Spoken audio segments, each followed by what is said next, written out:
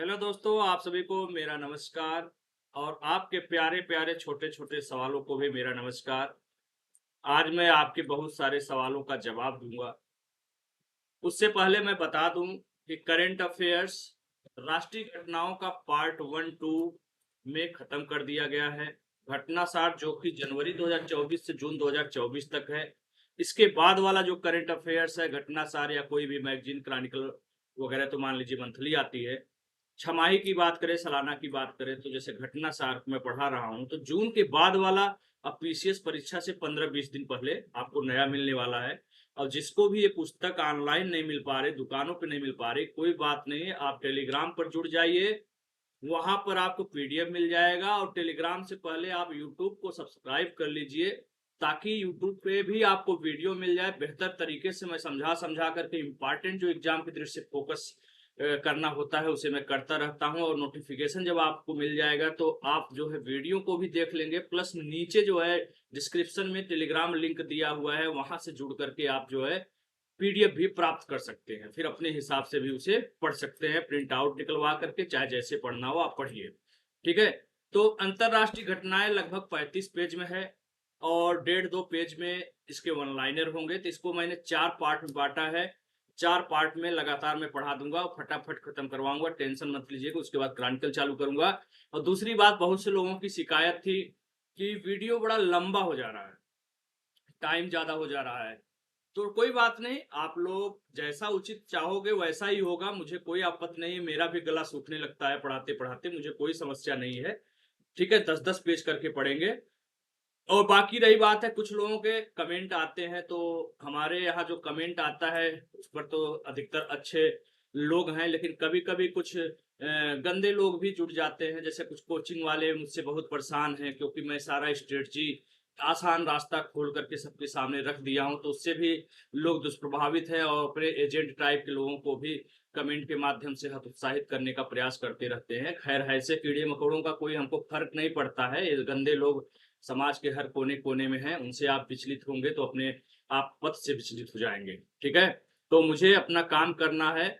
और मुंह देखो होता है डब्बा की तरह। एक डब्बा होता है जिसमें खुशबूदार चीज रखी रहती है, तो उसको तो बार बार डब्बे की तरह जब मन करे तब मुंह खोल नहीं देना चाहिए। ध्यान रखना चाहिए कि उस जो डब्बे का मुंह खोल रहे हैं ढक्कन बार बार, उसमें से सुगंध आ रहा है या दुर्गंध आ रहा है। तो वो चीजें जो है लोगों को पता नहीं चल पाती। दुर्गंध वाले को समझ में नहीं आता है, जब मन किया तब डब्बा खोल करके दुर्गंध मचा करके निकल लिया। तो भाई, डब्बा मुंह का अगर खोल रहे हो, डब्बा रूपी ढक्कन, तो ये जरूर ध्यान रखो कि उसमें खुशबू आ रही है या दुर्गंध आ रहा है। ठीक है। और कोई भी चीज बोलने से पहले आप सोचा करो। बहुत लंबा लंबा वीडियो मेरा दिमाग खराब कर देता है, या इस तरह का चीजें जो है, अरे यार शर्म नहीं आती है? इतना मेहनत करके गला फाड़ करके कोई पढ़ाता लिखाता है, और तुम आए, सो करके उठे और अपना लाइन प्रवचन लिख करके चले गए हैं। शर्म आनी चाहिए। कोई आपके लिए मेहनत कर रहा है निस्वार्थ, और आप जो है डब्बा बदबूमा खोल दिए आकर के। है ना? एजेंटई मत करिए, काम करिए, पढ़ाई लिखाई करिए। और रही बात है लंबा छोटा का, सलाह दीजिए, आपके सलाह का मैं सम्मान करूंगा। और दूसरी बात जो है, आपके जो है परेशान होने से मैं विचलित नहीं होऊंगा। मैं वही बताऊंगा बच्चों को, चाहे आपका लाखों करोड़ों का नुकसान हो जाए, लेकिन मैं सही चीज ही गाइड करूंगा, और हमेशा करूंगा, आज नहीं हमेशा करूंगा। ठीक है। आ रहा हूं, मैं इस फील्ड में थोड़ा सा लेट आया हूं, इसलिए मुझे बहुत अफसोस है इस बात का, नहीं तो बहुत सारे दुकानों को मैं ऐसे बंद करा देता। ठीक है। चलिए, खैर मुद्दे पर आते हैं। ऐसे लोगों को इग्नोर करिए। कहते हैं कि हाथी मस्त चाल चली जा रही है, कुत्ते भौंकते जा रहे हैं, तो इन सब चीजों का फर्क नहीं पड़ना चाहिए। तो पॉइंट पे आते हैं। तो देखो, अंतरराष्ट्रीय घटनाओं को पढ़ेंगे। करंट अफेयर्स का बहुत महत्वपूर्ण रोल है, कभी भी मत इग्नोर करिएगा। जिंदगी में फ्री नहीं निकलेगा, मैं बता दे रहा हूँ, क्योंकि 35 से 40 प्रश्न पीसीएस में रहने वाला है। मिनिमम तो 35 रहता ही है, घुमा फिरा के, डायरेक्ट इनडायरेक्ट। उसके बाद आपका जो है आरओ में भी 20 से 25 करंट अफेयर्स रहना है। 25 प्लस भी हो सकता है, कोई निर्धारित नहीं है कि नहीं 25 रहेगा, 20 रहेगा या 30 नहीं हो सकता है, ऐसा कुछ नहीं है। ये संख्या घटती बढ़ती रहती है आवश्यकता अनुसार। दूसरे बहुत ही अच्छे अच्छे लोगों का बहुत ही कमेंट आया है। बच्चों जैसा सवाल पूछते हैं, अच्छा भी लगता है मुझे, क्योंकि आपकी भी उसमें गलती नहीं है। आप बहुत भटके हैं, या अभी भी लगातार भटकाए जा रहे हैं। तो आपको मैं जानकारी देना चाहता हूं कि इस चीज के लिए बिल्कुल मत परेशान होइए कि पीसीएस आरओ या कोई भी परीक्षा कई शिफ्ट में हो रहा है तो सिलेबस थोड़ी ना बदल देंगे, प्रश्नों को थोड़ी ना बदल देंगे। अरे भाई, इतिहास की जगह, भारतीय इतिहास की जगह विश्व इतिहास सिलेबस में तो डाला नहीं है। विज्ञान की जगह गृह विज्ञान मनोविज्ञान तो डाला नहीं है सिलेबस में आपके, है ना। यूपी की जगह जो है अंडमान निकोबार तो डाला नहीं है सिलेबस में आपके। तो आप इतना क्यों परेशान हो रहे हो? राज व्यवस्था की जगह राजनीति शास्त्र तो नहीं डाला है ना, सिलेबस वही है, क्वेश्चन कहाँ ग्रह से लाएंगे दूसरे जा करके। बिल्कुल परेशान मत होइए। और जहां तक मेरा अनुभव है, जब कई शिफ्ट में पेपर होता है तो पेपर का स्तर बढ़ता नहीं है बल्कि घटता है, और मेरिट घटता नहीं है, मेरिट में भी असर होता है उसका, क्योंकि सरल प्रश्न थोड़ा सा आता है तो मेरिट भी भागता है, फिर ऊपर से नॉर्मलाइजेशन का बवाल। और आयोग तो आज तक भैया 150 सही तरीके से सच पूछो तो 150 या 140 प्रश्न कभी सही ढंग से बना ही नहीं पाया है। वहीं एक यूपीएससी है, उसके प्रश्नों में विवाद यदा कदा इक्का दुक्का प्रश्न भले कभी कभी दिख जाए, अन्यथा नहीं दिखता है। आपके पास इतने जो है स्पेशलिस्ट रहते हैं, कैसे प्रश्न बनाते हैं, क्या इसके पीछे कारण है कि हमेशा 4 5 7 8 प्रश्नों का विवाद रहता है? इससे संबंधित कई केस आज भी चल रहा है कोर्ट में, मैंने खुद किया है। 10 10 15 15 20 20 18 18 प्रश्नों का विवाद रहा है। लोअर 2009 जो 2013 14 में हुई थी, फिर लोअर 2000, ये सब 2008 2009 2013 2015 ये सब विवादित है। पीसीएस का विवादित है, सारे केस अभी भी पेंडिंग में है। और वो बात अलग है, कुछ हो चाहे न हो, लेकिन विवादित प्रश्न होते हैं तो 2 4 प्रश्न विवादित हो जाएंगे, फिर 2 4 नॉर्मलाइजेशन के कारण बढ़ जाएंगे हैं। तो इन सब तरह की समस्याएं उत्पन्न होने वाली है। मैं तो मुझे बहुत दुख हो रहा है कि इसे वनडे एग्जाम क्यों बना दे रहे हो।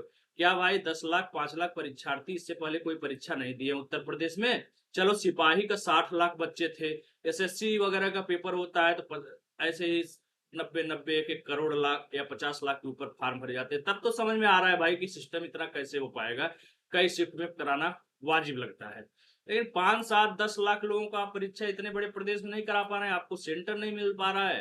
ये तो खैर अजीब सा सवालों का जवाब है, मुझे समझ नहीं आ रहा है। इससे बड़ा समस्या हो सकता है। फिलहाल जो है देखो, सिस्टम से हमारा काम है निवेदन करना, रिक्वेस्ट करना।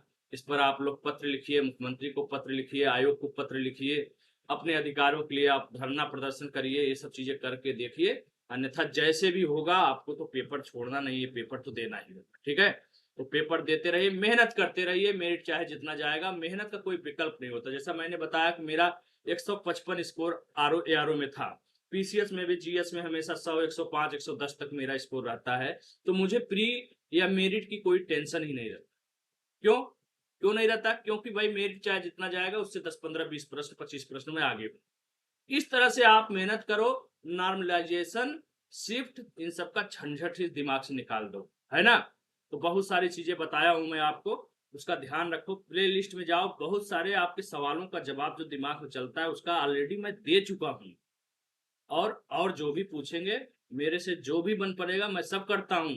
आप अपना सवाल उठाइए, और सवाल उठाने से पहले एक बार प्लेलिस्ट हमारा चेक कर लीजिए। स्ट्रेटजी वीडियो में मैंने बहुत कुछ बता रखा है, सारे सवालों का जवाब है, वहां से भी देखते रहिए, ठीक है। चलिए आगे बढ़ते हैं। करंट अफेयर्स बहुत बड़ा है रोल, कभी न करना इग्नोर, बिल्कुल। करंट अफेयर्स आपने इग्नोर किया तो परीक्षा का जो परिणाम है वो आपको इग्नोर कर देगा। दावे के साथ मैं कह रहा हूँ, बिना करंट अफेयर्स का आपका उद्धार हो ही नहीं सकता है। अरे भाई 35 40 प्रश्न अगर आ गया, 40 को मारिए गोली, हम तो कह रहे हैं 35 अगर आ गया और आप नहीं पढ़ रहे हो तो बताओ कैसे मैं कह दूं कि जो है आपका उद्धार होना संभव है? नहीं नहीं, ऐसी गलती मत करना भैया। करंट अफेयर्स कभी नहीं इग्नोर करना है। क्या हो रहा है, कैलकुलेटर है। चलिए, अंतरराष्ट्रीय घटनाओं के अर्धवास की पहला प्रश्न देखेंगे। 50वां G7 शिखर सम्मेलन 2024 कहाँ संपन्न हुआ? अक्सर ऐसे प्रश्नों से या तो उसका जगह, सबसे नंबर 1 पे तो जगह पूछता है, किस जगह पे हुआ, डेट वगैरह अधिकतर नहीं पूछता है इसमें। 50वां का ध्यान रखिएगा। 50वां G7 शिखर सम्मेलन हुआ है इटली देश में। इटली के एक जगह है अपूलिया, अपूलिया के फसानो शहर, इटली के अपूलिया के फसानो शहर में बोर्गो इग्जानिया, बड़ा लंबा नाम है लेकिन अच्छे से याद रखेंगे तो एकदम अलग ही दिखेगा आपको, बहुत मुश्किल नहीं है। तो सबसे ज्यादा जो इंपॉर्टेंट इसमें होता है जगह का नाम। यही प्रश्न पूछा जाता है कि 50वां जी शिखर सम्मेलन कहां पर आयोजित हुआ है। इस तरह से प्रश्न पूछ देगा तो आपको जगह का नाम बताना पड़ेगा, या पूछ देगा कि फलाना G7 शिखर सम्मेलन आयोजित हुआ इटली के अपुलिया के फसानो शहर में, वह कौन सवा 50वां 53वां 17वां 18वां था। तो उसमें विकल्प बना देगा 49 48 50 52। तो वहां पे इसलिए 50वां एक पॉइंट ध्यान रखिएगा। और ये जगह का नाम सबसे इंपॉर्टेंट यही होता है। अध्यक्षता, इटली की अध्यक्षता में जिस देश में होता है 99% वही देश उसकी अध्यक्षता करता है उस सम्मेलन की में आयोजित। इस सम्मेलन में 7 सदस्य देशों के राष्ट्राध्यक्ष, G7 है तो 7 ही रहेंगे, 10 नहीं हो जाएंगे। हाँ, कभी कभी होता है कि सदस्य देशों को आमंत्रित किया जाता है तो अलग हो जाता है। यहाँ पे मूल जो देश सदस्य हैं G7 का 7 सदस्य देशों के राष्ट्राध्यक्ष शासनाध्यक्ष के अलावा देखो एक संगठन हो गया यूरोपीय संघ। ध्यान रखिएगा 7 जो है जो सदस्य हैं वो तो थे ही, अब एक यूरोपीय संघ का प्रतिनिधित्व करने वाली यूरोपीय परिषद और यूरोपीय आयोग के अध्यक्ष भी शामिल हुए। ठीक है, ये देखिए पॉइंट इंपॉर्टेंट हो सकता है। G7 के अलावा कौन शामिल हुआ पूछ ले तो यहाँ पे आपको यूरोपीय संघ की प्रतिनिधित्व करने वाले यूरोपीय परिषद और यूरोपीय आयोग के अध्यक्ष भी शामिल हुए, इसको भी ध्यान में रखना है।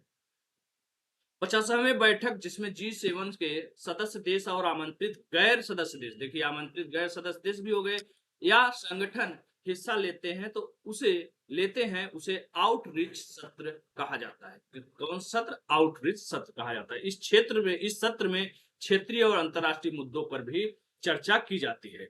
इस बार आउटरीच सत्र के लिए भारत सहित, ध्यान रखिएगा, भारत सहित 12 देशों तथा संगठनों, देश के साथ साथ संगठन शामिल है इसमें। भारत को लेकर के कुल 12 देश और संगठन को आमंत्रित किया गया था। इनमें देशों का जो नाम है, इसमें अल्जीरिया को देखिए, अर्जेंटीना है, अर्जेंटीना लिखा है, कोई बात नहीं, अर्जेंटीना कहिए, जो भी कहिए, अल्जीरिया, अर्जेंटीना, ब्राजील, जॉर्डन,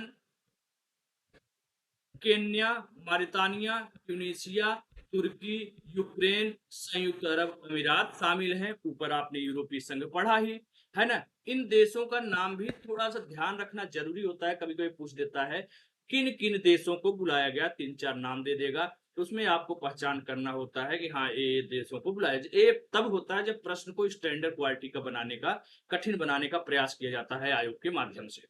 ठीक है, तो देशों का या पूछ देगा निम्न में से कौन सा देश 50वें G7 शिखर सम्मेलन में आमंत्रित नहीं किया गया था, है ना। तो यहाँ पे इसलिए इनको फोकस करना बेहद जरूरी होता है। ठीक है, G7 समिट 2024 के जो प्रमुख बिंदु हैं उनमें ध्यान रखना है कि G7 शिखर सम्मेलन में शामिल नेताओं में G7 partnership for global infrastructure and investment की महत्वपूर्ण पहलों को बढ़ावा देने का फैसला लिया गया। इस पहल की शुरुआत अमेरिका और G7 सहयोगियों द्वारा वर्ष 2022 में आयोजित 48वें G7 शिखर सम्मेलन की गई थी। इसका उद्देश्य विकासशील देशों में बुनियादी ढांचा संबंधी कमियों को दूर करना है। इसके तहत G7 विकासशील और मध्यम आय वाले देशों में आधारभूत अवसंरचना परियोजनाओं के लिए 600 बिलियन अमेरिकी डॉलर आवंटित करेगी 2027 तक। ठीक है, ये मेन मुद्दा रहा। भारत मध्य पूर्व यूरोप आर्थिक गलियारा को समर्थन और प्रोत्साहन, यहाँ पे थोड़ा महत्वपूर्ण हो जाता है। सम्मेलन में G7 राष्ट्रों ने IMEC को बढ़ावा देने की प्रतिबद्धता व्यक्त की। IMEC का लक्ष्य भारत, मध्य पूर्व और यूरोप को जोड़ने वाले रेल, सड़क और समुद्री मार्ग सहित एक व्यापक परिवहन नेटवर्क स्थापित करना है। यहाँ पे आपको इस चीज का ध्यान रखना है। सितंबर 2023 नई दिल्ली में आयोजित G20 शिखर सम्मेलन में इस पर हस्ताक्षर किए गए थे। तो यहाँ पे ये इंपॉर्टेंट हो सकता है कि भारत, मध्य पूर्व और यूरोप को जोड़ने के लिए जो रेल, सड़क और समुद्री मार्ग का समझौता हुआ है उसका नाम क्या है, तो यहाँ पे देखो स्पष्ट रूप से लिखा हुआ है। ठीक है, यहाँ पे इस चीज का ध्यान रखिएगा। सबसे महत्वपूर्ण जो ध्यान रखने योग्य बात है इसमें ये जगह का नाम। ठीक है, जगह का नाम सबसे महत्वपूर्ण है। इटली के अपुलिया के फसानो शहर बोग्गio में 50वां है। 7 सदस्य देश हैं, एक संगठन यूरोपीय संघ है, इसका ध्यान रखिएगा। और भारत सहित कुल 12 देश और संगठन शामिल है। देशों का नाम Algeria, Argentina, Brazil, Jordan, Kenya, Mauritania, Tunisia, तुर्की, यूक्रेन, संयुक्त अरब अमीरात। ठीक है, चलिए भाई। और देखिए, मेरा थोड़ा सा लंबा वीडियो बनाने का कारण होता है, देखो भागम भाग में नहीं करता हूँ, फॉर्मेलिटी करके निकल जाना अलग बात है। मैं अच्छी चीजों को, देखो यही है, इसी करंट अफेयर्स को पढ़ाने में कितना टाइम ले लिया, क्यों? क्योंकि समझा रहा हूं कि आप मेरे प्रवचन को जब सुनो तो वो प्रवचन न लगे, वो लगे कि हाँ सच में पढ़ाया जा रहा है और वो दिमाग में बैठ जाए और आपको कम मेहनत करना पड़े। मेरी सुनी हुई आवाज आपके दिमाग में कौंधे जब आप एग्जाम में बैठो। इस तरह से मैं प्रयास करता हूं पढ़ाने का। मुझे क्या करना है यार, व्यू बटोरना हो, सब्सक्राइबर खींचना हो तो फटाफट फटाफट पढ़ा कर निकल जाऊं। बात समझते नहीं हो। चलिए आगे बढ़ते हैं। हाँ, तो ये सब चीजें हो गई देशों के नाम, मध्य पूर्व यूरोप आर्थिक गलियारा। उसके बाद आगे आप जो है, यह परियोजना partnership for global infrastructure university का हिस्सा है। जो इंपॉर्टेंट है उसको मैं फोकस करता रहता हूँ। ठीक है, प्रस्तावित IMEC रेल मार्ग, शिपू रेल नेटवर्क और सड़क परियोजना मार्ग शामिल होंगे, जो 2 गलियारों तक विस्तृत होंगे। कितने गलियारों तक? 2 गलियारों तक विस्तृत होगा। अर्थात एक पूर्वी गलियारा, ध्यान रखिएगा, या इंपॉर्टेंट है, एक पूर्वी गलियारा जो भारत को अरब खाड़ी से जोड़ता है, दूसरा उत्तरी गलियारा जो खाड़ी यूरोप से जोड़ता है। ये इंपॉर्टेंट है। थोड़ा सा जब कई विकल्प बना करके प्रश्न पूछता है तो ऐसी चीजों को वहां पर डालता है। पूर्वी गलियारा, उत्तरी गलियारा कौन सा है। ठीक है, इस गलियारे में एक विद्युत केबल, एक हाइड्रोजन पाइपलाइन और एक हाई स्पीड डेटा केबल भी शामिल होगा। Bharat Bharat America Bharat America Saudi अरब भारत अमेरिका सऊदी अरब, UAE, यूरोपीय संघ, इटली, फ्रांस और जर्मनी। IMEC वही इंडिया मध्य पूर्व जो मार्ग है उसी की बात कर रहा है। ठीक है, इसमें कौन कौन साइन किया? भारत, अमेरिका, सऊदी अरब, UAE। UAE अलग है भाई, यूरोपीय संघ अलग है, ये संघ है, संगठन है। UAE संयुक्त अरब अमीरात देश है। ठीक है, इटली, फ्रांस, जर्मनी, ये देश हस्ताक्षर करता है। थोड़ा सा देशों का यहाँ भी फोकस करिएगा, है ना भैया, यहाँ भी फोकस करिएगा। अमेरिका अमेरिका भारत, सऊदी अरब, UAE, यूरोपीय संघ, इटली, फ्रांस, जर्मनी, ये हस्ताक्षर किए हैं। किस पर किए हैं? अरे यही इसी पे किए हैं, भारत मध्य पूर्व यूरोप आर्थिक गलियारा, इसी का शार्ट नाम है IMEC। समझ में आई बात? आधारभूत अवसंरचना परियोजनाओं को समर्थन, मध्य अफ्रीका के लोबिटो कॉरिडोर तथा लूनोज कॉरिडोर एवं मिडल कॉरिडोर के लिए भी समर्थन व्यक्त किया गया। G7 शिखर सम्मेलन किसमें? मध्य अमेरिका में। G7 देशों ने मध्य अमेरिका में, सॉरी अफ्रीका में Lobito corridor, Luzon corridor, middle corridor के लिए भी समर्थन व्यक्त किया। लोबियो कॉरिडोर है क्या? यह अंगोला के अटलांटिक तट पर स्थित लोबिटो के बंदरगाह शहर के से कांगो लोकतांत्रिक गणराज्य और जाम्बिया तक विस्तृत है। लूनोज क्या है? यह फिलीपींस के लूनोज द्वीप पर स्थित एक रणनीतिक और आर्थिक अवसंरचना गलियारा है। लूनोज फिलीपींस का सबसे बड़ा और अधिक आबादी वाला द्वीप है। देखिए, जीसस के नजरिए से भी तैयार हो गया। कभी पूछ दिया फिलीपींस का सबसे बड़ा द्वीप कौन सा है, तो यहाँ पे ध्यान रखना कि लूनोज एक ऐसा द्वीप है फिलीपींस का जो सबसे बड़ा है और सर्वाधिक आबादी वाला भी द्वीप है। ठीक है, फिलीपींस का सबसे बड़ा और सबसे अधिक, दोनों मामले में बड़ा है। मिडिल कॉरिडोर या ट्रांस कैस्पियन अंतरराष्ट्रीय परिवहन मार्ग के नाम से भी जाना जाता है। यूरोप और एशिया को जोड़ने वाला प्रमुख परिवहन नेटवर्क है। ओके, एक मिनट भाई, किसको ग्रेट ग्रीन वॉल इनिशिएटिव, यह अफ्रीका का साहेल क्षेत्र में मरुस्थलीकरण और मृदा अपरदन की रोकथाम करने के उद्देश्य से शुरू की गई योजना परियोजना है। यूक्रेन को असाधारण राजस्व त्वरित ऋण दिया गया। यहाँ पे ध्यान रखिएगा, G7 सदस्य देशों द्वारा वर्ष 2024 के अंत तक यूक्रेन को, किसको? यूक्रेन को कितना? 50 बिलियन अमेरिकी डॉलर के अतिरिक्त धनराशि प्रदान करने पर सहमति व्यक्त की गई है। यह 50 बिलियन की राशि रूस की जब्त संपत्ति से दी जाएगी। ध्यान रखिएगा, पूछ सकता है कि यूक्रेन को कितने अमेरिकी बिलियन डॉलर की मदद दी गई और कहां से दी गई, है ना?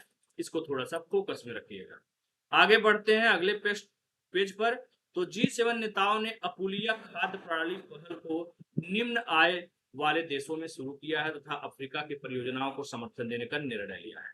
प्रधानमंत्री मोदी ने अपने तीसरे कार्यकाल के दौरान इटली की पहली विदेश यात्रा पूरी की, जो उनके लिए G7 आउटरीच के महत्व को दर्शाता है। भारत उन 12 देशों में शामिल था जिन्हें इटली के अपुलिया क्षेत्र के रिसॉर्ट शहर फसानो में आमंत्रित किया गया था। यह इतालवी प्रधानमंत्री मेलोनिस के G7 के साथ वैश्विक दक्षिण को शामिल करने का हिस्सा था। इसके साथ ही उन्होंने पाप फ्रांसिस को आमंत्रित किया, जिन्होंने पिछली बार G7 को संबोधित करते हुए AI के जोखिम और लाभों पर प्रकाश डाला था। पोप फ्रांसिस को भी आमंत्रित किया था व्यक्तिगत। G7 शिखर सम्मेलन के दौरान प्रधानमंत्री मोदी ने फ्रांस, जर्मनी, जापान, इटली और ब्रिटेन के नेताओं के साथ द्विपक्षीय वार्ता भी की। अमेरिकी राष्ट्रपति बाइडेन के साथ कोई औपचारिक बैठक नहीं हुई है और भारत कनाडा संबंधों में तनाव के कारण कनाडाई पीएम ट्रूडो के साथ हाथ मिलाया। संबंधों में तनाव के कारण कनाडाई पीएम ट्रूडो के साथ हाथ मिलाया। इसका क्या मतलब है? जो भी मतलब है, हाथ मिलाया भाई, दोस्ती यारी रहने दो, बाकी मन मुटाव जो देखा जाएगा, है ना। तो एक चीज हो गया, जो फोकस करने की मुख्य चीजें थी वो सब चीजें मैंने हाईलाइट कर दिया है। अब आगे बढ़ते हैं, नहीं लोग कहेंगे बहुत लंबा हो गया। चलो, परमाणु हथियारों पर सिफरी रिपोर्ट बहुत ही इंपॉर्टेंट है, अक्सर यहाँ से प्रश्न आते रहते हैं सारे एग्जाम में और आएगा भी। स्वीडिश थिंक टैंक है, ध्यान रखिएगा, स्वीडिश थिंक टैंक है, उसका नाम है Stockholm International Peace Research Institute. इसी सिपरी का फुल फॉर्म है के आयुध वगैरह पर 55वीं जून 2024 में 55वीं रिपोर्ट जारी की है। इसके अनुसार पिछले 5 वर्षों में है, अच्छा कह रहा है 55वीं रिपोर्ट के वैश्विक सैन्य व्यय में नाटकीय वृद्धि के साथ 9 परमाणु सक्षम राष्ट्रों ने सामूहिक रूप से पिछले 5 वर्षों में परमाणु शस्त्रागार में अपने निवेश में 33% की वृद्धि की है। कितने की? 33%। थोड़ा 33% को फोकस कर लीजिए, ठीक है। आगे देखते हैं आगे का न्यूज। आगे का न्यूज है, इस वृद्धि में शीर्ष स्थान किसका है? अमेरिका का है, ठीक है। और अक्सर यही अमेरिका यहाँ पे स्थान करता है, ठीक है। 51.5 बिलियन डॉलर का व्यय किया है, जो वैश्विक वृद्धि का 80% है। तो अमेरिका फोकस रखिएगा 33% को। चीन ने 11.8 बिलियन डॉलर आवंटित किए हैं, उसके बाद रूस ने 8.3 ने आवंटन किया है। यूनाइटेड किंगडम ने उल्लेखनीय रूप से अपने खर्च में 17% वृद्धि की है, जो 8.1 बिलियन डॉलर तक पहुंच गया है, जो लगातार दूसरे वर्ष उल्लेखनीय वृद्धि दर्शाता है, ठीक है। इतना इंपॉर्टेंट नहीं है। पहला है अमेरिका, दूसरा है चीन, तीसरा है रूस, ठीक है। परमाणु हथियारों को समाप्त करने के अंतरराष्ट्रीय 1 साल के अकेले परमाणु क्षमताओं के लिए कुल, अच्छा थोड़ा कट गया है, क्या ये सब छोड़िए, ये भी छोड़िए, बहुत इंपॉर्टेंट है परमाणु। हाँ, सिपरी रिपोर्ट के अनुसार वैश्विक परमाणु कुल संख्या में मामूली कमी दर्ज की गई। मामूली कमी दर्ज की गई है, 12,512 से घट करके 12,121 हो गई है, ठीक है, बहुत ज्यादा नहीं है। चलिए, हालांकि तैनाती के लिए सक्रिय रूप से तैयार हथियारों की संख्या वृद्धि हुई है, जिसमें 9,585 संभावित उपयोग के लिए भंडारण में रखे गए हैं और 21 उच्च परिवहन इंपॉर्टेंट नहीं है। चीन के पास भी पहली बार कुछ वारहेड, ये सब इंपॉर्टेंट उतना नहीं है, ठीक है। इन सबको छोड़िए, बस इतना ध्यान रखिए, परमाणु हथियारों पर सिफरी रिपोर्ट है। इसमें जो देश है जो सबसे ज्यादा वृद्धि किया है वह है संयुक्त राज्य अमेरिका। वृद्धि की बात हो रही है, ठीक है। संयुक्त राज्य अमेरिका नंबर 1 पर है, दूसरे पे चीन है, तीसरे पे रूस है, चौथे पे यूनाइटेड किंगडम है, बस ध्यान रखिएगा। अब यहाँ जो 9 देश हैं उनके पास जो हथियारों की संख्या है यही सब यहाँ पे दिया हुआ है। तो मैं यहाँ का छोड़ करके डायरेक्ट आ जाता हूँ इस बॉक्स पे। यहाँ पढ़ लो भैया, रूस के पास सबसे ज्यादा परमाणु वारहेड का सैन्य भंडार है। कितना है? 21 में इतना था, 24 में 5580 है, दूसरे पे अमेरिका है। इस संख्या की बात चल रही थी, वहां वृद्धि की बात चल रही है। वृद्धि के मामले में अमेरिका सबसे ज्यादा वृद्धि किया है, फिर दूसरा चीन है, तीसरे स्थान रूस है। लेकिन कुल संख्या सूची के अनुसार रूस नंबर 1 पर है, अमेरिका है, तीसरे चीन है, चौथे फ्रांस है, 5वें पे यूनाइटेड किंगडम, यहाँ पे 6ठे पे भारत हो गया, भारत 172 है, पाकिस्तान 170, इस तरह से है। तो ऊपर का ये जो 3-4 चीजें हैं ये ध्यान रखिएगा, स्पेशली भारत का तो जरूर ध्यान रखिएगा, ठीक है। चलिए, ये परमाणु हथियार हो गया। अगला है, यूरोपीय संघ ने प्रकृति बहाली कानूनी को मंजूरी दी है। ठीक है। यूरोपीय संघ के पर्यावरण मंत्रियों ने पारिस्थितिक तंत्र के पुनर्वास के लिए बहुचर्चित संरक्षण कानून को 17 जून 2024 को मंजूरी प्रदान दी है। इस कानून का उद्देश्य आवासों को उनके प्राकृतिक स्थिति में बहाल करना है, साथ ही जंगलों को फिर से उगाना, दलदलों को गीला करना और नदियों को उनकी प्राकृतिक मुक्त प्रवाह अवस्था में वापस लाना है। ठीक है। यूरोपीय संघ ने प्रकृति बहाली कानून को मंजूरी दी। इतना ध्यान रखिएगा, कानून के पक्ष में 20 यूरोपीय संघ के सदस्य देशों ने मतदान किया, जो 66% आबादी का प्रतिनिधित्व करते हैं। यूरोपीय संघ जो 20 देशों का संगठन है, वो 66% आबादी के, विश्व के 66% आबादी का प्रतिनिधित्व करते हैं। यहाँ पे बहुत ज्यादा नहीं भाई, जाहिर सी बात है कि CO2 आदि में ये मदद करेगा, तो बहुत ज्यादा इसमें परेशान होने की जरूरत नहीं है। बस ध्यान रखना इस बात का है कि भाई पूछ देगा कि पर्यावरण पारिस्थितिक तंत्र के पुनर्वास के लिए, ऐसे प्रश्न बना देगा, पारिस्थितिक तंत्र के पुनर्वास के लिए बहुचर्चित संरक्षण कानून को मंजूरी किस संघ ने दिया, या यूरोपीय संघ ने प्रकृति बहाली के लिए निम्न में से किस कानून को बहाल किया है, मंजूरी प्रदान किया है। तो यहाँ पे फोकस करना है संरक्षण कानून।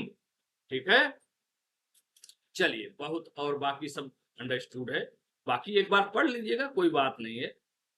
चलिए, यूएन की सस्टेनेबल डेवलपमेंट रिपोर्ट SDR, संयुक्त राष्ट्र सतत विकास समाधान नेटवर्क द्वारा जारी सस्टेनेबल डेवलपमेंट रिपोर्ट के 9वें संस्करण के अनुसार पर्यावरण, स्वास्थ्य और भूख के SDG में निर्धारित विकास लक्ष्यों जैसे गरीबी में कमी, भूख उन्मूलन, इन सबको 2030 तक हासिल करने के ट्रैक पर नहीं है।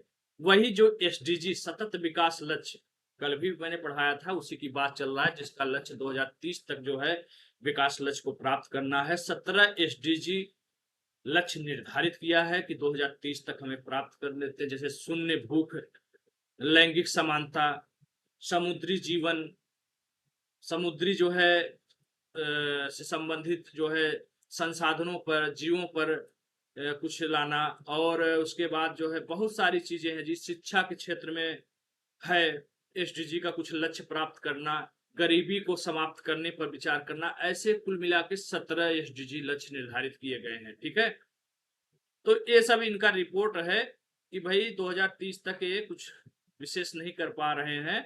ठीक है, इनके रिपोर्ट के अनुसार है कि जो ये SDG लक्ष्य लाया गया है 2030 तक, उसे हासिल करने में ट्रैक पर नहीं है। बहुत इसमें कुछ खास नहीं है, लेकिन जो है थोड़ा सा ध्यान रख लीजिएगा। औसतन केवल 16% SDG लक्ष्य 2030 तक पूरे होने की राह में है, जबकि 84% SDG लक्ष्यों की प्रगति में उलटफेर दिख रहा है। ठीक है, ये सब छोड़ते हुए आइए जो है मुख्य मुद्दे पर। रिपोर्ट में पाया गया कि नार्डिक देश SDG उपलब्धि में अग्रणी बने हुए हैं। नार्डिक देश अग्रणी बने हुए हैं।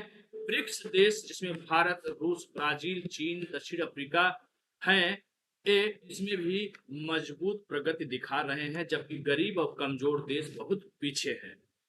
रिपोर्ट ने 2024 SDG सूचकांक के आधार पर उपरोक्त निष्कर्षों का समर्थन किया, जो सभी 193 सदस्य संयुक्त राष्ट्र सदस्य देशों में SDG प्रगति का आकलन करता है। इस सूचकांक में, किस सूचकांक में?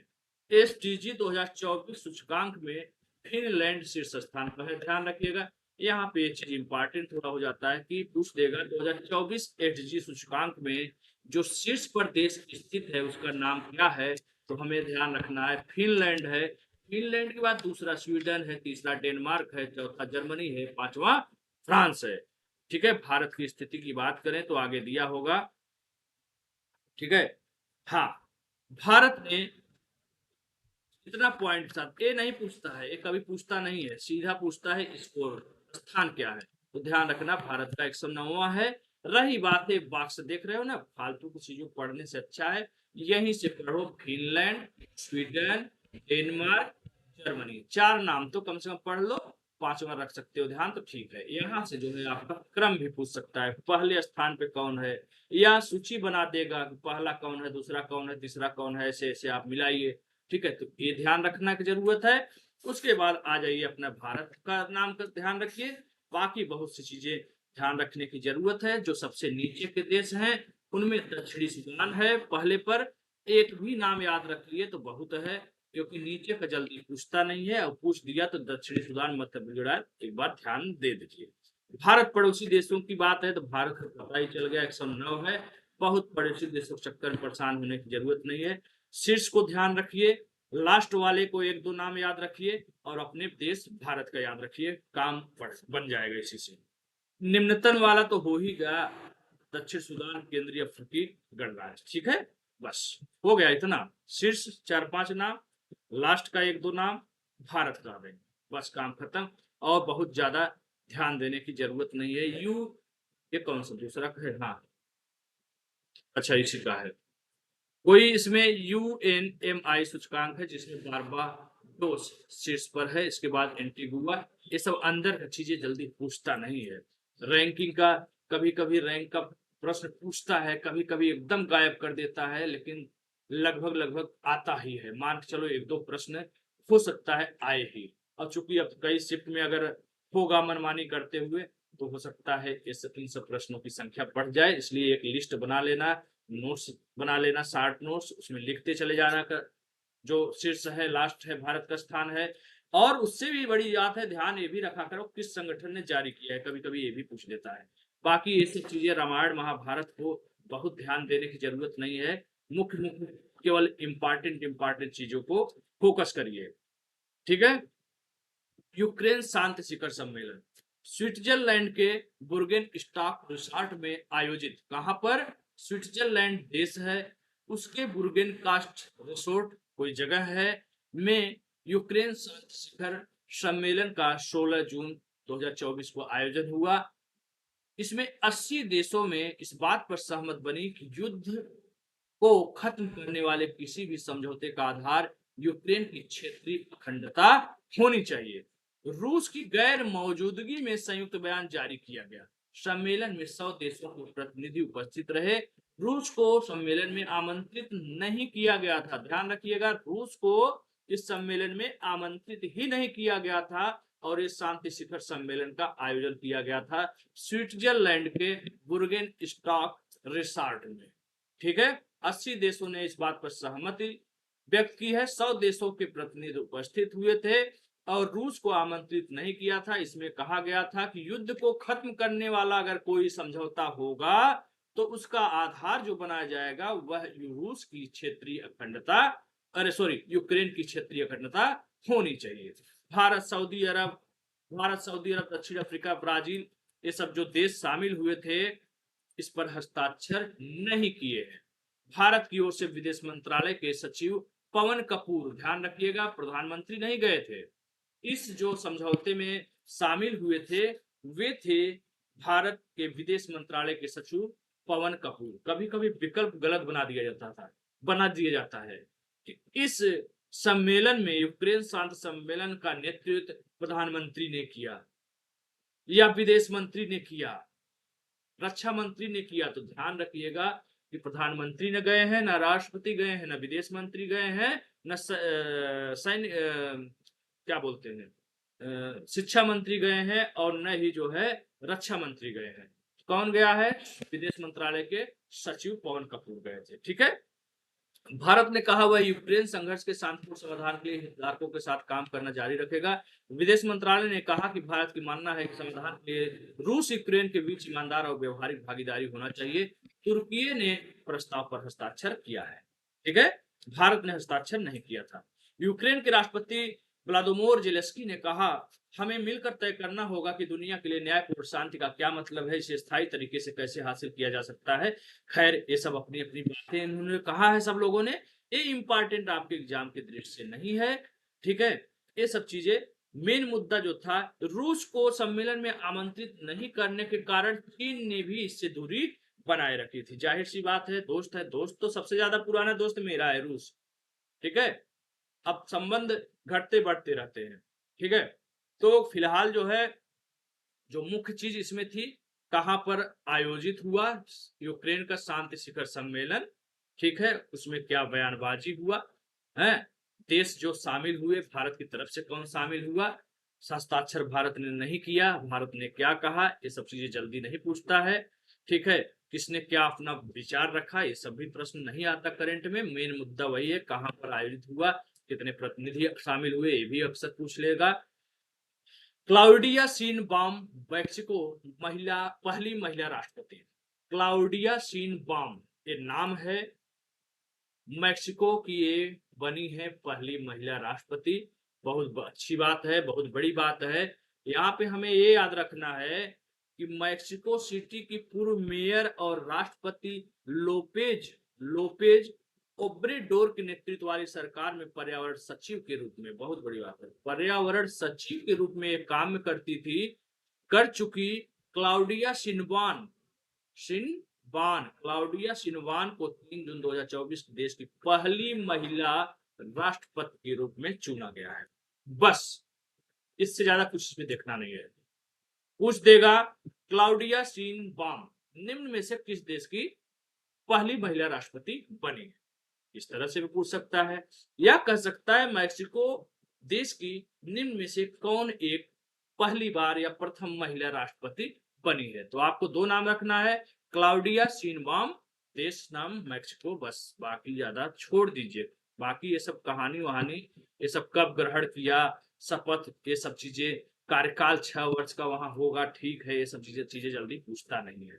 चलिए आगे बढ़ते हैं। वैश्विक ऊर्जा संक्रमण सूचकांक 19 जून 2024 को विश्व आर्थिक मंच द्वारा ये सूचकांक जारी किया जाता है। पहला फोकस ये करना है, विश्व आर्थिक मंच द्वारा दुनिया के 120 देशों पर आधारित वैश्विक ऊर्जा संक्रमण सूचकांक 2024 रिपोर्ट जारी की गई। डेट वगैरह इसमें नहीं पूछता है कि किस डेट को जारी किया गया, किस मंच द्वारा, किस संगठन द्वारा ये रिपोर्ट या सूचकांक जारी किया गया, वो पूछ सकता है। तो विश्व आर्थिक मंच, कौन सा रिपोर्ट है, वैश्विक संक्रमण सूचकांक। ठीक है, आगे बढ़ते हैं। ऊर्जा संक्रमण वह प्रक्रिया है जिसमें एक देश या समाज पारंपरिक ऊर्जा स्रोतों जैसे कोयला, तेल, गैस से नवाचारी और हरित ऊर्जा स्रोतों जैसे सौर, पवन, जल और जैव की ओर बढ़ता है। ठीक है, यानी जो परंपरागत हमारे ऊर्जा संसाधन है उसको त्यागते हुए, पीछे छोड़ते हुए नवीनीकरण की तरफ, जो जैसे सौर ऊर्जा प्रदूषण रहित है, पवन ऊर्जा, जल ऊर्जा, जैव ऊर्जा, इस तरफ लोग बढ़ रहे हैं। उस मामले में 120 देश इस सूचकांक में शामिल हुए हैं, जिसमें से भारत का जो स्थान है वह है 63वां। 120 देशों में 63वां है। पिछले साल भारत की रैंकिंग कितनी थी, यानी 23 में 67वां। ठीक है, थोड़ा सा सुधार हुआ है। भारत ने ऊर्जा इक्विटी, सुरक्षा और स्थिरता में बेहतर प्रदर्शन किया है।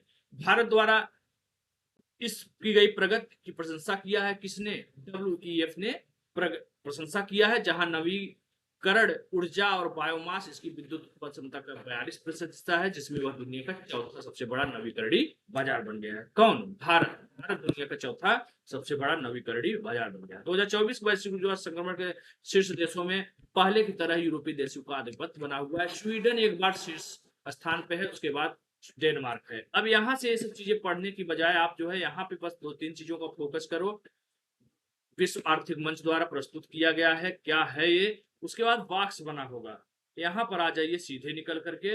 यहाँ पे ध्यान रखिए, पहले स्थान पे कौन है भैया, स्वीडन, दूसरे पे कौन है, डेनमार्क, तीसरे पे कौन है, फिनलैंड, चौथे पे कौन सा है, स्विट्जरलैंड। शीर्ष 10 में भारत का नाम नहीं है तो क्या हुआ, भारत का नाम यहाँ पे दिया हुआ है ना, यहाँ से हमने पढ़ लिया कि भारत का जो स्थान है वह है 63वां, यहाँ पे ध्यान रख लिया। ठीक है, फिर उसके बाद शीर्ष देशों का मैंने यहाँ से पढ़ लिया 4-5। ठीक है, निम्न देशों का जल्दी पूछता नहीं है, और पूछेगा तो जो है जो निम्न में होगा उसका देख लिया जाए, निम्न का दिया है कि नहीं दिया है, देता है। वैसे इन सब चीजों में निम्न का पूछता नहीं है जल्दी।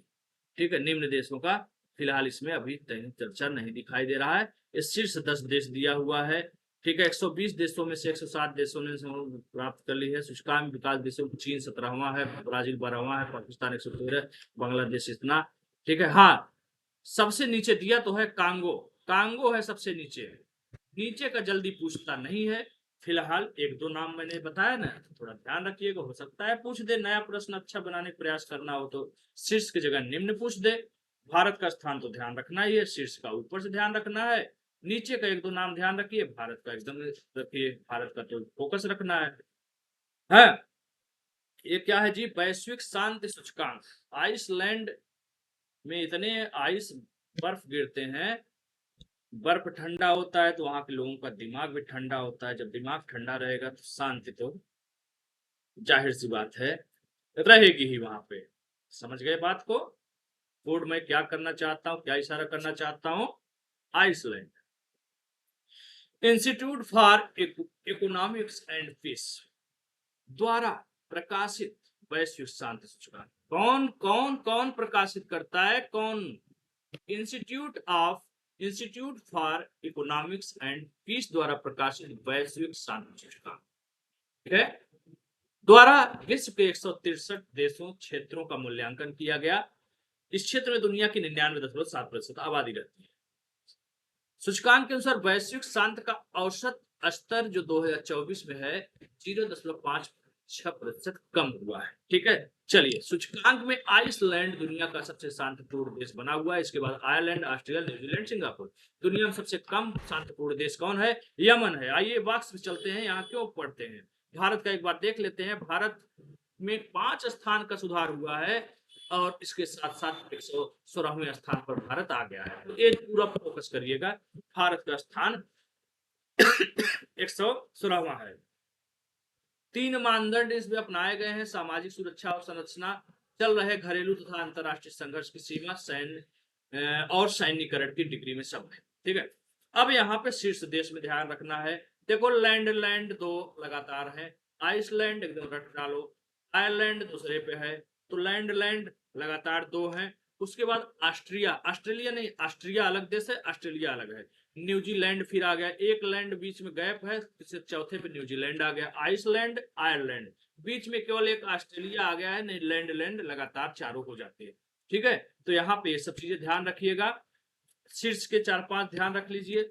उसके बाद आइए, अरे भाई, उसके बाद आइए भारत पड़ोसी देशों में। भारत का 116वां रैंक हो गया। पड़ोसी सबका मत रखो, दिमाग खराब हो जाएगा, कितना रटोगे भैया। अंतिम में बात है भैया, यमन है, फिर उसके बाद सूडान है। अमन का ध्यान रखिए, आगे बढ़िए। थाईलैंड में समलैंगिक विवाह को कानूनी मान्यता दिया गया है। थाईलैंड देश समझ ही रहे हैं, बगल में है। मान्यता देने पर एक विधेयक पर मंजूरी दी गई है।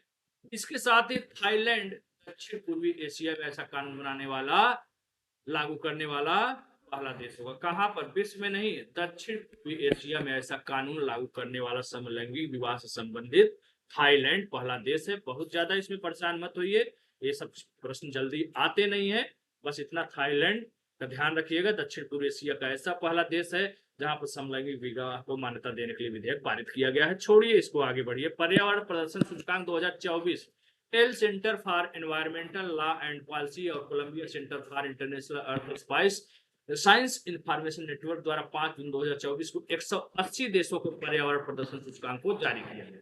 इतना लंबा नाम है, पढ़ लेना। आएगा नहीं कि इसको कौन जारी किया है, इतना लंबा नाम, लेकिन आ भी सकता है, कोई भरोसा नहीं है, तो नाम थोड़ा सा पढ़ लेना। पर्यावरण प्रदर्शन सूचकांक में कुल 180 देश शामिल हुए हैं। बात करेंगे भारत देश की कि भारत का कौन सा स्थान है भैया।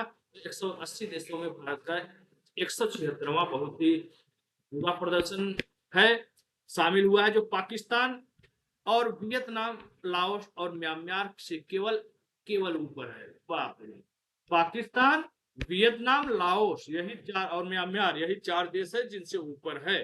ठीक है, मतलब भारत नीचे से जो है 176वां है 180 देशों में। ठीक है, वैश्विक स्तर पर एस्टोनिया ग्रीन हाउस गैस उत्सर्जन में 59% की कमी लाकर सूचकांक में शीर्ष स्थान पर है। अच्छा नाम है एस्टोनिया।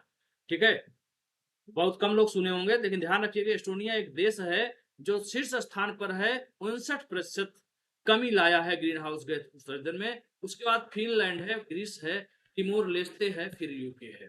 ठीक है, ग्रीन हाउस गैसों का तीसरा सबसे बड़ा उत्सर्जक है। ये सब चीजें जो है आप जीएस में भी पढ़े होंगे, पढ़ लीजिएगा। यहाँ पे आ जाते हैं बॉक्स पे हम लोग। ठीक है, तो बॉक्स पे आते हैं, ये सब देखो जो रैंक है अलग अलग चीजों पे है। जैव विविधता और आवास, जंगल, वायु गुणवत्ता, जलवायु परिवर्तन, भारी धातु के मामले में। तो 180 कुल देश है, भारत का स्थान 178 है। बारी बारी ऐसे पूछता नहीं, सीधा अगर पूछना होगा तो पूछेगा पर्यावरण प्रदर्शन सूचकांक में भारत का कौन सा स्थान है। हमें ध्यान रखना है कि 180 देशों में 176वें स्थान है। मात्र 4 ऐसे देश हैं जिनका नाम है पाकिस्तान, वियतनाम, लाओस और म्यांमार, इससे ऊपर है। ठीक है, बस बाकी शीर्ष देशों का यहाँ से ये सब चीजें इतना ये सब पूछता नहीं है भाई। और कितना कितना तैयार करेंगे आप। आइए, हाँ थोड़ा सा यहाँ ध्यान किसमें है, वायु प्रदूषण स्तर को बड़े बढ़ावे। वायु वायु गुणवत्ता में भारत 177वें स्थान पे है और 2025 तक अनुमानित में वो 172। छोड़िए इसको, ये सब नहीं आता। मेन मुद्दा पे आइए। आइए पर्यावरण प्रदर्शन सूचकांक में शीर्ष देश को देखते हैं। एस्टोनिया का नाम अच्छे से याद रखिएगा। लग्जमबर्ग दूसरा है, जर्मनी तीसरा है, फिनलैंड चौथा है, 5वें पर स्थान यूके है। ये थोड़ा सा शीर्ष वाला ध्यान रखिएगा। भारत का हो ही गया 176वां स्थान है। पड़ोसी देशों में बहुत ज्यादा परेशान होने की जरूरत नहीं है। ठीक है, कितना रटेंगे आप इन सब चीजों को। तो इन सब चीजों में जो मुख्य फोकस होता है वह होता है शीर्ष का, ऊपर के 4-5 नाम। पहला भी पूछ सकता है, सूची बना के 3-4 नाम को कह देगा मिलान करिए, या फिर भारत का तो निश्चित पूछ देगा। नहीं शीर्ष पूछेगा तो भारत पूछ देगा, भारत को नहीं पूछेगा तो शीर्ष पूछ देगा। 90% इसी का ऐसे ही प्रश्न आता है। निम्न का जल्दी पूछता नहीं है, फिर भी 1-2 नाम याद रखिएगा। ठीक है, और बाकी तो पड़ोसी देश, उसके बाद जो है ब्रिक्स के देशों का अलग ध्यान रखिए। और इस तरह से अगर आप करोगे तो बड़े परेशान हो जाओगे। मानव विकास सूचकांक रिपोर्ट 2023-24 संयुक्त राष्ट्र विकास कार्यक्रम द्वारा जारी किया जाता है। पहला फोकस हमें यही रखना है। ऐसे भी प्रश्न पूछा जाता है, कौन यह रिपोर्ट जारी करता है। संयुक्त राष्ट्र विकास कार्यक्रम को द्वारा 13 मार्च 2024 को जारी मानव विकास सूचकांक। डेट याद रखने की जरूरत नहीं है, ऐसे प्रश्नों में डेट नहीं पूछा जाता है। डेट जो बहुत ही महत्वपूर्ण चीजें होती हैं, जैसे चुनाव आपका कब शुरू हुआ, या कोई ऐसा कुछ खास बहुत बड़ी बात है, तो उसका डेट पूछा जाता है। ठीक है, सबका नहीं पूछा जाता कि ये रिपोर्ट किस डेट को जारी हुआ, ऐसा प्रश्न नहीं बनता है। संयुक्त राष्ट्र विकास कार्यक्रम द्वारा जारी मानव विकास रिपोर्ट 2023-24 जारी की गई, जिसका शीर्षक को थोड़ा ध्यान रखना, पूछ देता है। शीर्षक क्या है, ब्रेकिंग द ग्रिडलॉक, यानी बटी हुई दुनिया में सहयोग की पुनर्कल्पना। ये है थीम, शीर्षक इसकी मानव विकास रिपोर्ट। ये जो है शीर्षक को ध्यान रखना, थीम को ध्यान रखना, पूछ देता है डायरेक्ट। ठीक है, कौन जारी करता है, संयुक्त राष्ट्र विकास कार्यक्रम मानव विकास सूचकांक जारी किया है। इसका शीर्षक है ब्रेकिंग द ग्रीन लॉक, बटी हुई दुनिया में सहयोग की पुनर्कल्पना। ठीक है, चलिए आगे बढ़े। इस रिपोर्ट में 193 देशों की स्थिति पर रैंकिंग दी गई है। इस तरह से इनका बंटवारा किया गया है 4 भागों में। यहां से आपको परेशान होने की जरूरत नहीं है, सीधा आइए मुद्दे पर। स्विट्जरलैंड, नॉर्वे, आइसलैंड, हांगकांग, चीन। काम खत्म। सोमालिया सबसे निचला स्थान है, ध्यान दीजिए। भारत का स्थान 2022 में 134वां था। ठीक है, और इस तरह से इतना प्राप्त हुआ है। SDI 2021 में भारत में संशोधित रैंकिंग 135 से मध्यम मानव विकास वाले श्रेणी में वर्गीकृत किया गया है। ठीक है, मध्यम, भारत को मध्यम मानव विकास वाले श्रेणी के देश के रूप में वर्गीकृत किया गया है। थोड़ा सा ये ध्यान रखिएगा, मध्यम मानव विकास। सोमालिया सबसे नीचे है, स्विट्जरलैंड नंबर 1 पर है, दूसरा नॉर्वे है, तीसरा आइसलैंड है, चौथा हांगकांग चीन है, 5वां डेनमार्क स्वीडन संयुक्त रूप से है। भारत का स्थान जो मिला हुआ है वह है 134वां। यही तो है जी, 134वां। 23-24 में रिपोर्ट आई है, 22 का इसमें डाटा दिया हुआ है। 22 में स्कोर के साथ भारत 108वें स्थान। अच्छा अच्छा, ये क्या है, कौन सा है, भारत की स्थिति यहाँ तो 134वां है। ठीक है, टोटल में लैंगिक असमानता सूचकांक में, लैंगिक असमानता सूचकांक के मामले में भारत का जो स्थान है वह है 108वां। 108वां, ठीक है। और स्कूली शिक्षा के मामले में ये सब चीजें जल्दी पूछता नहीं। ठीक है, मेन मुद्दा ये है मानव विकास सूचकांक में शीर्ष देश कौन है, या शीर्ष के 3-4 देश कौन है। भारत का स्थान क्या है ओवरऑल, 134वां। कौन सबसे नीचे है, सबसे स्थिति खराब किसकी है, सबसे खराब है सोमालिया की। ठीक है, चलिए आइए आगे बढ़ते हैं। ECOSOC क्या है, विभिन्न सहायक निकायों में चुनाव में भारत जीत। अच्छा, संयुक्त राष्ट्र आर्थिक एवं सामाजिक परिषद का संगठन नाम लिखा हुआ है, संयुक्त राष्ट्र आर्थिक व सामाजिक परिषद, नाम याद रखिएगा। के 17 सहायक निकायों में रिक्त पदों को भरने के लिए 9 अप्रैल को कराए गए चुनाव में भारत को भारी सफलता प्राप्त हुई है। भारत 2025 से 29, ध्यान रखिएगा 25 से 29 को फोकस करना है हमें। 25 से 29 तक के कार्यकाल के लिए महिलाओं की स्थिति पर आयोग, 25-27 के लिए संयुक्त राष्ट्र बाल कोष के कार्यकारी बोर्ड, संयुक्त राष्ट्र विकास कार्यक्रम एग्जीक्यूटिव बोर्ड, संयुक्त राष्ट्र जनसंख्या कोष, विश्व खाद्य कार्यक्रम के कार्यकारी बोर्ड आदि निकायों के लिए चुना गया है। मतलब इतने सारे निकाय हैं जिसमें भारत को चुना गया है। और मेन इसका जो है वह है संयुक्त राष्ट्र आर्थिक एवं सामाजिक परिषद। इसमें भारत को चुना गया है 2025 और 29 के लिए। ये अलग अलग का बहुत ध्यान रखने की जरूरत नहीं है। यहाँ पे ध्यान रखें, पूछ देगा कि भारत जो है को किस में चुना गया है, भारत की जीत कहाँ हुई है। संयुक्त राष्ट्र आर्थिक व सामाजिक परिषद ECOSOC इसका फुल फॉर्म है 2025 और 29 के लिए। ठीक है। भारत की जगजीत पवड़िया को अंतरराष्ट्रीय नारकोटिक्स कंट्रोल बोर्ड में 2025-30 के लिए 5 वर्ष के लगातार तीसरे कार्यकाल के लिए इन चुनावों में चुना गया है। थोड़ा सा इसको फोकस रखिएगा। ठीक है। 54 सदस्यीय संयुक्त राष्ट्र आर्थिक एवं सामाजिक परिषद संयुक्त राष्ट्र के 6 मुख्य अंगों में से एक है, जो आर्थिक, सामाजिक, सांस्कृतिक, स्वास्थ्य एवं मानवाधिकार आदि से संबंधित गतिविधियों से संबंध है। इसके 17 सहायक निकायों को चुनाव में भारत की व्यापक सफलता के लिए संयुक्त राष्ट्र स्थित भारतीय मिशन व विदेश मंत्रालय की टीम उल्लेखनीय भूमिका रही। ठीक है। ये सब इंपॉर्टेंट नहीं है। 54 सदस्यीय को ध्यान रखिएगा।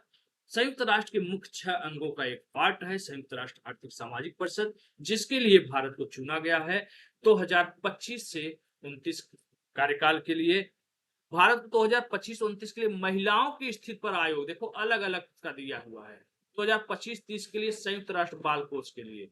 ठीक है। तो कुल मिलाकर ओवरऑल यहाँ पे देख रहे हैं जगजीत पवड़िया को अंतरराष्ट्रीय नारकोटिक्स कंट्रोल बोर्ड का लगातार तीसरी बार चुना गया है। कुल मिलाकर लगभग ये 4-5 साल के लिए इसी के ये सब पार्ट हैं, जिसमें अलग अलग के लिए अलग अलग चुना गया है। जैसे महिलाओं की स्थिति पर के लिए 25 से 29, 2025-27 के लिए संयुक्त राष्ट्र बाल कोष के लिए, संयुक्त राष्ट्र विकास कार्यक्रम के एग्जीक्यूटिव बोर्ड के लिए यही है 25 से 29 तक ओवरऑल। ठीक है। ये सब अलग अलग नहीं पूछेंगे, इसलिए ज्यादा परेशान होते हैं। क्वाड के बाद स्क्वाड, ये क्या है? अमेरिका के नेतृत्व में चीन की घेरेबंदी को लेकर के ये प्रोग्राम बनाया गया है। थोड़ा ऊपर कट गया है। 4 देशों का संगठन बनाया गया है, जिसे नया नाम दिया गया है स्क्वाड। इन 4 देशों में जो शामिल देश है, इसका नाम आपको याद रखना बेहद जरूरी है, क्योंकि ये पूछ सकता है। 4 देशों में एक तो अमेरिका हो गया, दूसरा हो गया जापान, तीसरा हो गया ऑस्ट्रेलिया और चौथा हो गया फिलीपीन। ध्यान देना, भारत नहीं शामिल है। ये अमेरिका के नेतृत्व में बना है 4 देशों का संगठन। क्या था? यहां देखो क्या है, क्वाड। क्वाड में स्क्वाड आधा स लग गया। ठीक है। आधा स दंत लग गया तो स्क्वाड हो गया। ठीक है। क्वाड के बाद स्क्वाड। अमेरिका के नेतृत्व में किसके लिए? चीन की घेरेबंदी के लिए। ठीक है। चीन पावरफुल हो रहा है तो अमेरिका बर्दाश्त नहीं कर रहा है, तो चीन का कुछ आदत भी है, अमेरिका भी कम नहीं है, तो ये दोनों ही एक दूसरे के चक्कर में पड़े रहते हैं। तो अमेरिका के नेतृत्व में चीन को घेरने के लिए 4 देशों का संगठन बनाया गया है, उसका नाम है स्क्वाड। क्या नाम है? स्क्वाड। 4 देश कौन कौन है शामिल? America, Japan, Australia, Philippine. ठीक है। ये 4 देश नाम याद रखना। 2000 इसका उद्देश्य क्या है? एक रणनीतिक संगठन है। इसका उद्देश्य है हिंद प्रशांत क्षेत्र में चीन की आक्रामकता पर अंकुश लगाना। अप्रैल 2024 में अमेरिका, जापान, फिलीपीन द्विपक्षीय शिखर सम्मेलन और दक्षिण चीन सागर में संयुक्त समुद्री गश्त के बाद इस नए बहुपक्षीय संगठन स्क्वाड का जन्म हुआ। यह फिलिपिनो पॉलिसी सर्किल को समय पर बढ़ावा देता है। ठीक है। बस इतना ही ध्यान रखिएगा। ये सब चीन और फिलीपीन, इन सब के बीच में विवाद तो है ही। दक्षिण चीन सागर को लेकर चीन चाहता है कि मैं कब्जा कर लूं, कोई और आए ना। ये भी बड़ी गंदी आदत है चीन की। ठीक है। तो इस प्रकार से इन सब में एक व्यापक रणनीति बनाने के लिए इस स्क्वाड संगठन का नेतृत्व है। क्वाड में तो भारत फिलहाल है ही। भारत की क्वाड में सक्रिय उपस्थिति के साथ क्वाड की भूमिका अटल होगी। क्वाड में भारत है, लेकिन स्क्वाड में भारत नहीं है। स्क्वाड में कौन कौन है? अमेरिका के नेतृत्व में चीन को घेरने की नीति बनी है। अमेरिका है, जापान है, ऑस्ट्रेलिया है, फिलीपीन। यहाँ पे देखो इसको चलिए आगे बढ़ते हैं। अगला न्यूज क्या है, स्क्वाड और भारत। देखिए, बेशक नए संगठन स्क्वाड में भारत शामिल नहीं है, लेकिन चीन को घेरने में जो भूमिका भारत निभा सकता है वो फिलीपीन कभी नहीं निभा सकता। भारत न सिर्फ दुनिया को सर्वाधिक आबादी वाला देश है, बल्कि पांचवी सबसे बड़ी अर्थव्यवस्था है। ये सब बातें कही गई है। विश्व का सबसे बड़ा हवाई अड्डा टर्मिनल यूएई।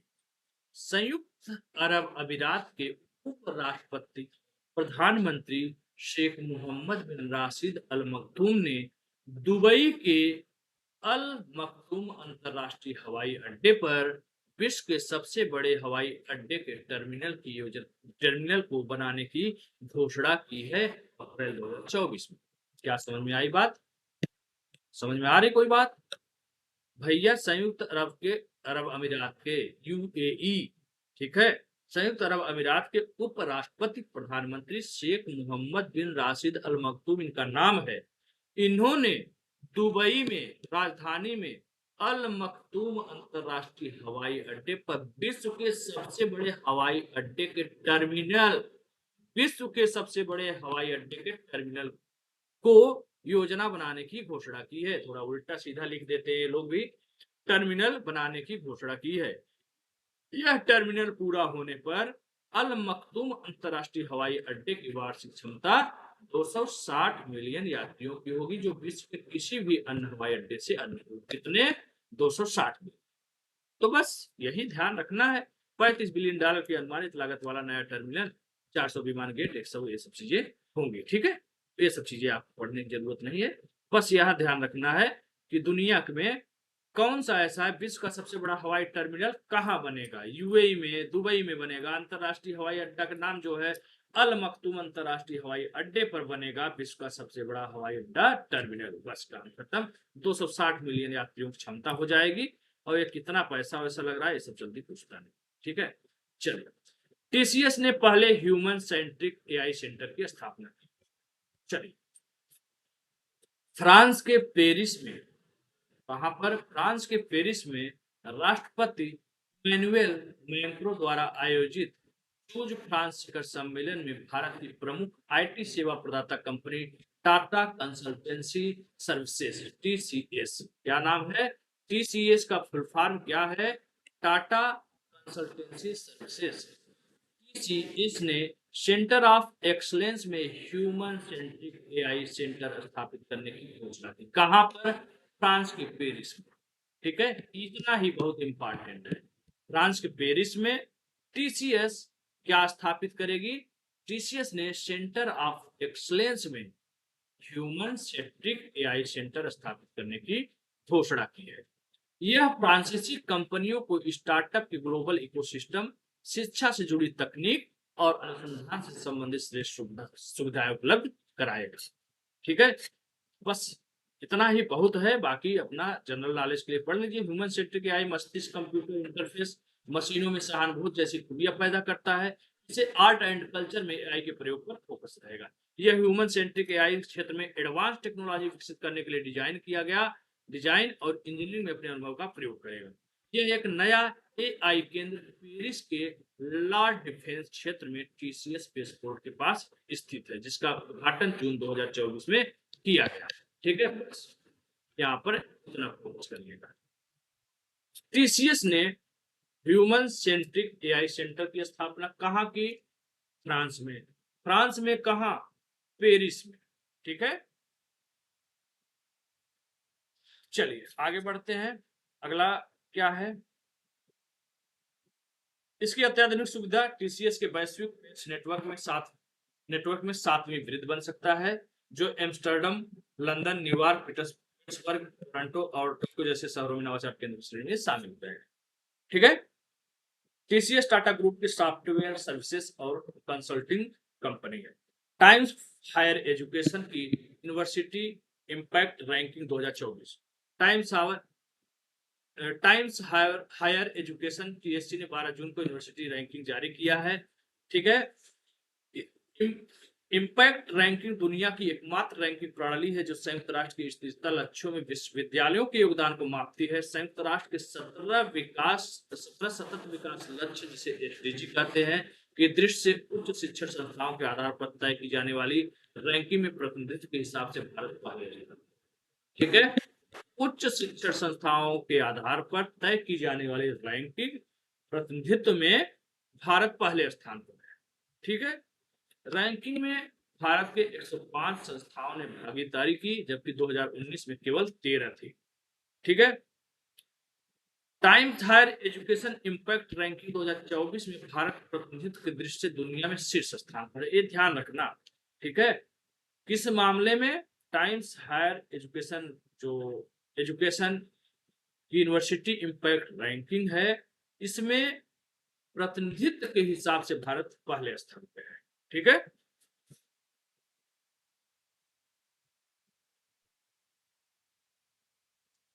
एसडीजी तीसरे लक्ष्य अच्छा स्वास्थ्य एवं खुशहाली क्षेत्र में योगदान के आधार पर दुनिया के 100 संस्थानों में मैसूर स्थित जगत गुरु श्री शिवरात्रेश्वर शिक्षा एवं अनुसंधान अकादमी पहले स्थान पर है। ठीक है,